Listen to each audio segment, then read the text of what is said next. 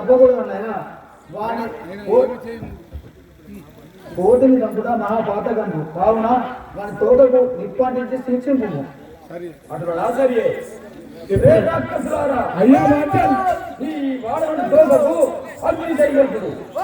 ఇప్పుడు చైర్మన్ గారు vice chairman గారు యొక్క సన్మాన కార్యక్రమం ఉన్నదట. 2 నిమిషాలు నాకు కూడా కొంచెం పని ఉంది. మరి అదేవిధంగా పాతూరు రాజిరెడ్డి గారు